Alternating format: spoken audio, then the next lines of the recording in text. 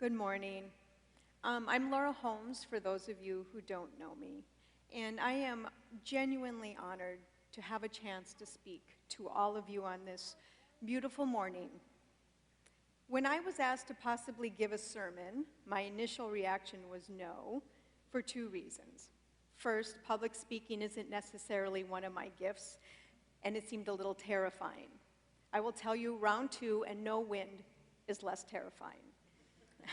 Secondly, I have had genuine doubts about the church, and I wasn't sure if I could be positive.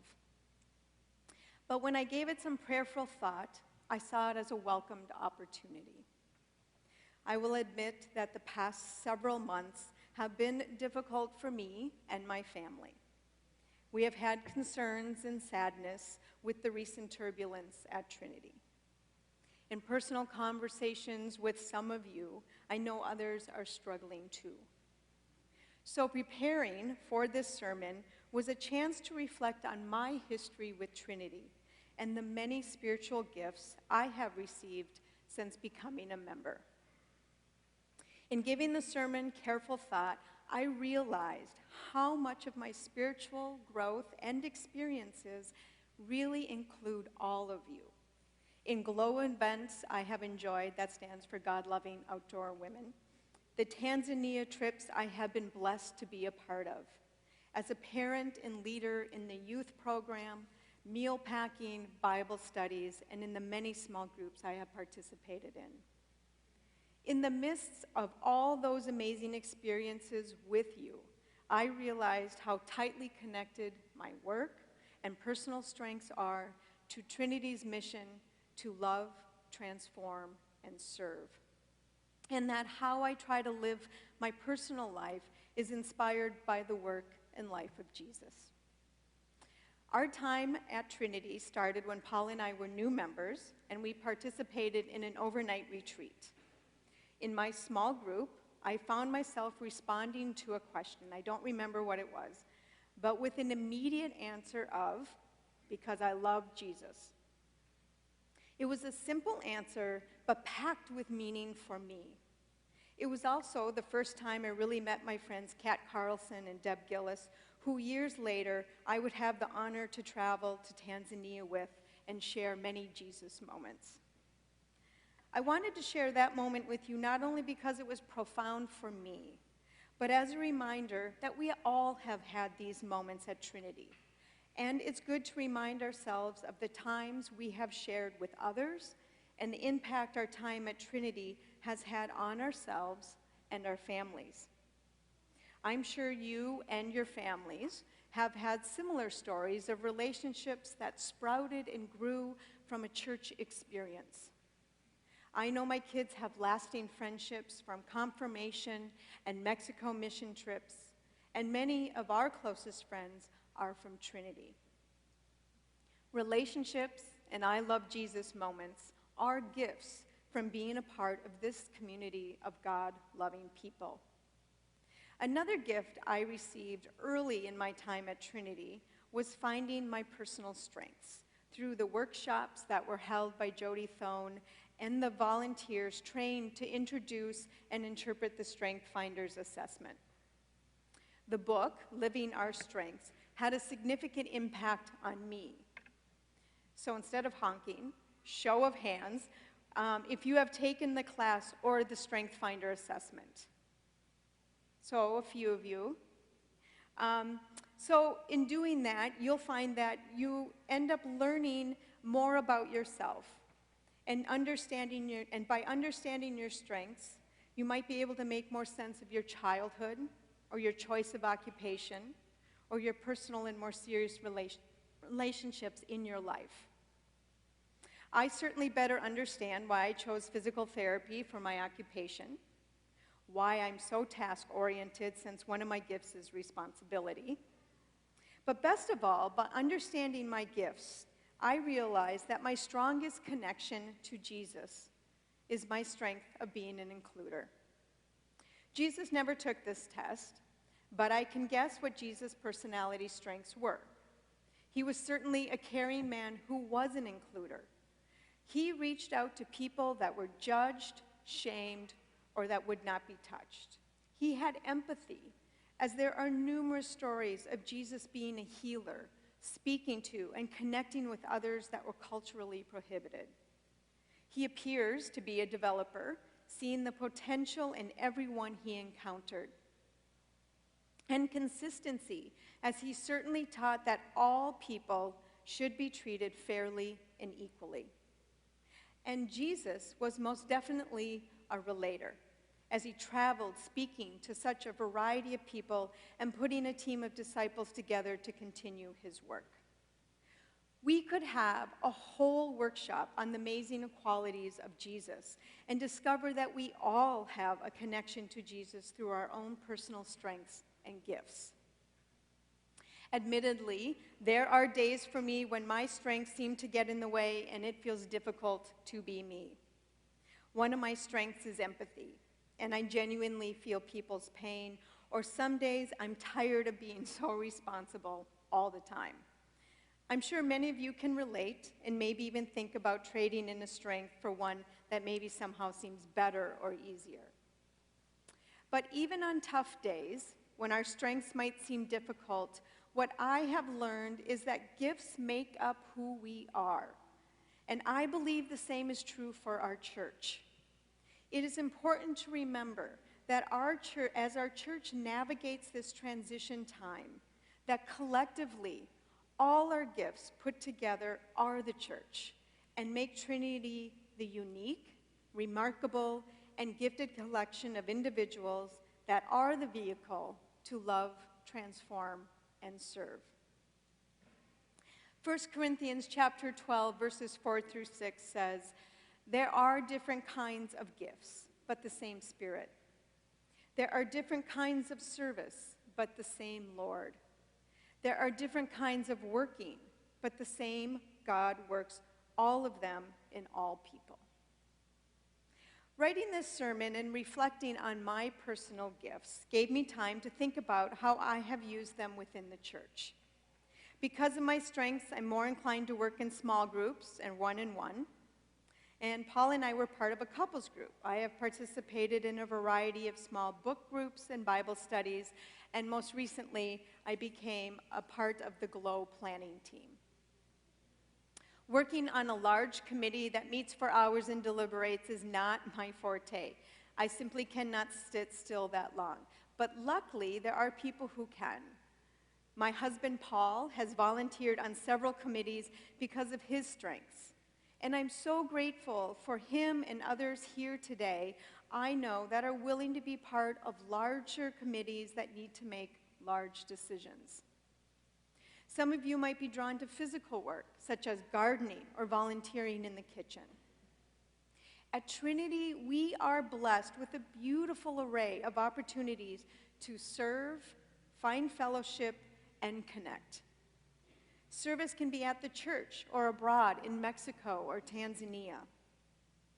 I encourage all of you to find your strengths and plug them in to all the possibilities. Even if you haven't taken the Strength Finders test, you innately know what your gifts are. I encourage all of you to take the time to think about how you and your family can use your gifts to continue to serve our community and live Trinity's mission to love, transform, and serve. There are lots of different expressions of the same Spirit and love of Jesus that we see lived out at Trinity every day. So, another example, by a show of hands, how many of you have received a meal at your doorstep at a time of need or made a meal for someone at a difficult time? Yeah. And that's a beautiful thing. And I have myself received a meal when our family was going through a difficult time, and I have made meals for others. Here, because that is the community of Trinity. I'm sure many of you have helped to feed others by meal packing or volunteering at the local food shelf. Thankfully, there are those of you whose talent is sewing and knitting, which is not one of mine. And a great example of that is the prayer shawl that Lily received today.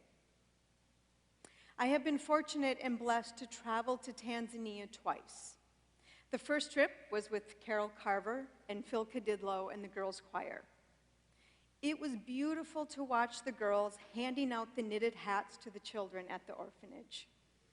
And on the second trip, the gifts we brought were a direct result of so many Trinity members. We had meals that were packed by all of you, bunk beds ready to cut and put together by Spike Carlson and the retired men's group, which I saw got placed into the school at Beaumalongo Bay. We also handed out clothes that were collected here at the church. Many members have financially supported Mexico missionaries who bring the quilts designed and sewn together by children and adults here at Trinity. The list goes on. So today, tonight, sometime this week, ask where or how do you see yourself or your family in Trinity's mission? 1 Corinthians chapter 12, verses 12 through 14. The body is a unit, though it is made up of many parts, and though all its parts are many, they form one body. So it is with Christ. For we were all baptized by one Spirit into one body, whether Jews or Greeks, slaves or free, and we were all given the one Spirit to drink. In the spirit of loving and serving, I have found my outlook on my life and my personal well-being transformed. I want to share one last story or moment with you. On my last trip, I will warn you ahead of time, I don't get through this without choking up. It's you, Carol, sitting right there. You remind me of my Tanzania trips. On my last trip to Tanzania, I had the opportunity to work with children at an orphanage. Most of them had physical disabilities. My occupation as a pediatric physical therapist here in Stillwater prepared me to physically work with the children, but I was not prepared for the effect those beautiful kids had on me. We saw kids walk for the first time, literally. We brought walkers and braces, and these kids just beamed, and they were so motivated. We placed kids in chairs that we had brought that allowed them to sit comfortably and without muscle tightness and contractures. I wish I could show you slides of them all, but one particular story will always be with me. And again, I warn you, I will try to get through this. We worked with one young woman named Nima. You may have seen her story in the Trinity today. I think Tom wrote an article about her. She had been walking on a leg prosthesis or artificial limb that was about 3 or more years old and way too short since she had gone through her growth spurt. As a result, she developed a curvature or scoliosis in her spine, and her good leg was starting to get deformed from limping to compensate for the too short prosthetic leg. Most noticeably, she held the prosthetic foot onto the leg by layers of socks, and as a result, the foot, it turned inward, so she walked with her foot turned in on that prosthetic side. Well, we came with our big bags of supplies, and there were a couple other physical therapists with me, and we started taking her prosthetic leg apart. Her face was full of fear, and she needed the support of her caretaker. We were literally pulling apart her only means of mobility. Well, we had this bag of supplies and new donated orthopedic shoes, and thanks to the efforts of our small group and Spike's socks, we were able to provide her with a more supportive foot that wasn't turned in and ready to fall off. We replaced her old Croc shoes that had holes in the bottom with new orthopedic shoes that happened to be the exact size she needed. It was our only pair left. It was definitely a Jesus moment.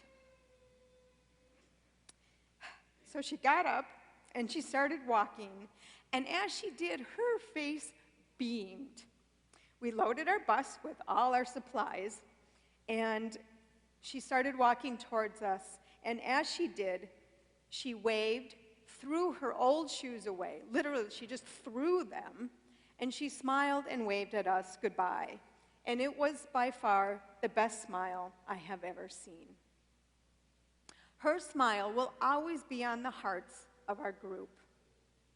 We made her life a little easier, but that experience changed and transformed me forever. So after spending hours working on this sermon, I found I was so grateful for the time to reflect, pray, and realize the positive impact that all of you and the staff at Trinity has had on me and my family. At one point in my life, I was going to a variety of churches of different denominations, church shopping. I didn't think I would ever find a church I could call home. Trinity has been a home for me in many aspects. I have found true and lasting friendships, mission opportunities I could only dream of, fellowship that feeds my soul, and a place for my children to be nourished spiritually. I have been so grateful and surprised to find my work, my strengths and gifts connected and woven into Trinity's mission. So which part of Trinity's mission hits you the hardest or pulls you towards getting involved or speaks to you the most? And at this time of transition, it is even more important to do our own personal reflection of your gifts and the gifts that Trinity has given you. Collectively, we are the foundation of the church, and Trinity is only as strong and impactful as the people who love it. Remember, we are all different parts of one Spirit.